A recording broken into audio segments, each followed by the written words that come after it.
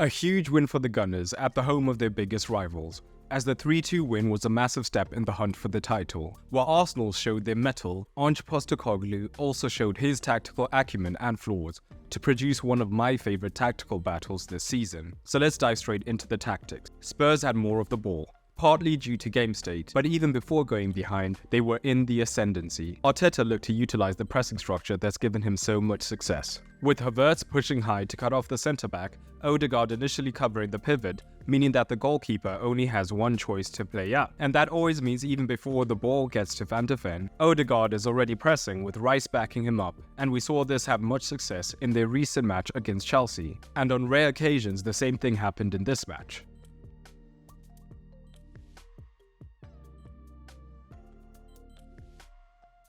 Where Pochettino showed zero adaptation to this, Angelo to make the difference, as he evolved. This was by having Højbjerg drop extremely deep in the build-up play, as the third man alongside the centre-backs. What this meant is that if Havertz was still on the centre-back, and Odegaard was on the other, Højbjerg could of course receive the free pass. And this was only made possible by Postecoglou's setup, as if Rice was backing this up, the natural midfielders could drop in to be the extra options.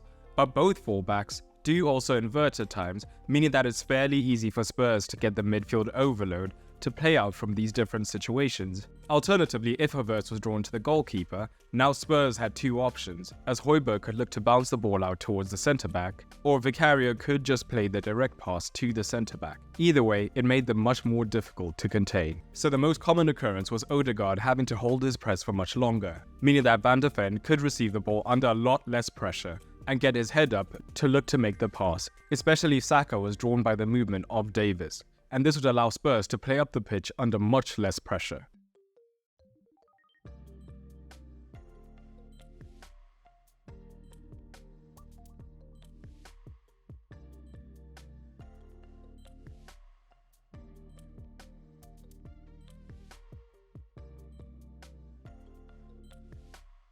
But soon, especially because Davies tended to come infield, where an Arsenal midfielder could then pick him up, potentially leaving a man free between the lines, we saw Saka being unleashed when he was pressing, as he was much more aggressive in looking to close down the centre-back, making it much more of a 3 versus 3 situation as Spurs looked to build up, often then forcing them to play backwards or into even riskier passes infield. Saka could confidently press because despite Odegaard tying up Højbjerg, his presence would still mean that the goalkeeper only had one option. So Arsenal are aware of where the ball is going beforehand, meaning they can afford to cover across the pitch.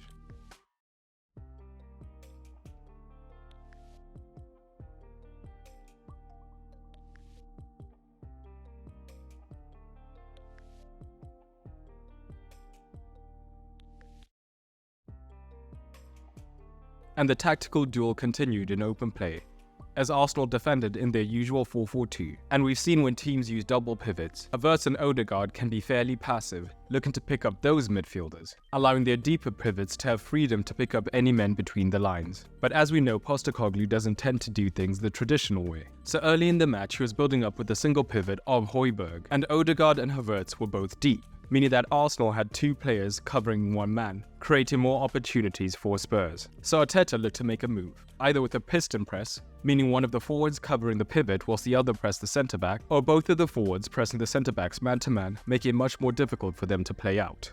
Spurs' response was to drop in a third man, and that was Højbjerg, giving them the potential to have the 3 versus 2 advantage in this initial phase, thus allowing them to bypass the front two press of Arsenal.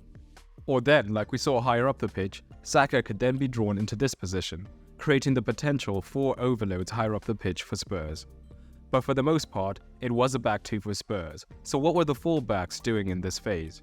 Postecoglou is insane, so it was far from a traditional shape. It was rarely just a normal inversion. Instead, both Davies and Paro pushed extremely high up, meaning they could have a flat line of 4 behind their front 3. And all 4 of these players were super fluid for Ange. As Arsenal always defend in a 4-4-2, this shape presents the opportunity to overload their deepest midfield line, to then utilize combination play to get higher up the pitch. So Arsenal did not defend in this wide 4-4-2, and in fact were extremely narrow whenever they were in the defensive phase, making it extremely difficult for Spurs to find any gaps in their armour. And this would mean that the midfield 4 was now man-to-man with Spurs' central 4. Of course, the potential weakness of this is the wingers to receive in space. But Arsenal did not mind this too much, as it was always one man out wide, and they felt confident in being able to come out to track this man. But Postecoglou's plan caused danger for Arsenal, as eventually the fullback would be forced to come out wide to confront the man, creating this space in the back line. And despite Rice and Partey looking to cover, there would still be occasions where the Spurs man was able to make the half-space run and be found, before being tracked, and because of the shape, Spurs had plenty of numbers to attack the box, meaning they could look to whip in the low cross. But credit must be given to the duo of Saliba and Gabriel, who always seemed to be in the right position to make the clearance before the danger became too bad.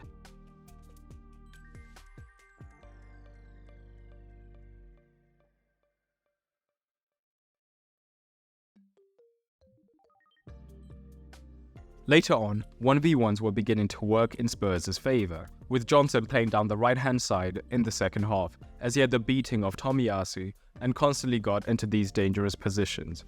But as always, Arteta loves to adapt, and the second half was a fairly simple adaptation, with the winger naturally dropping in much earlier to create more of a back five, as they were willing to allow Spurs to have more room central and trust their midfield to shift across to prevent any danger. But we must also talk about Spurs' attacking shape, as it forces both of their fullbacks to be extremely high and aggressive in making these runs, isolating the centre-backs of the defensive phase. What this means is that there is a lot of onus on the centre-backs to use their physicality and pace to cover across, and it creates gaps that Arsenal can exploit on their counter-attack, and we saw this perfectly for their second goal.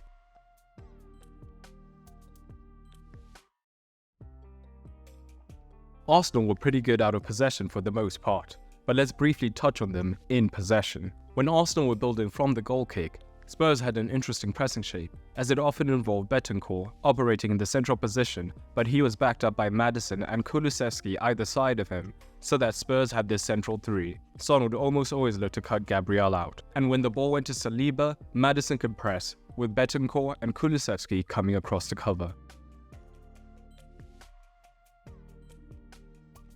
This press was not perfect, and there were occasions such as this, where Son did not get his angles right, and once Gabriel receives the ball under no pressure, Arsenal are able to easily get into the attacking third. But because Arsenal went ahead so early, they did not have to overcommit in the attack, and interestingly, we barely saw Tomiyasu looking to invert.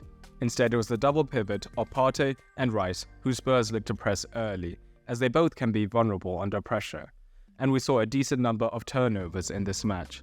But one of the best ways to play against the press is to go over the press, and with Spurs having an extremely high line, we saw Arsenal's forward line looking to make these runs over and over again. 3 matches left till the end of the season, and I'm curious to know what you think of this match and where you think Arsenal will end up.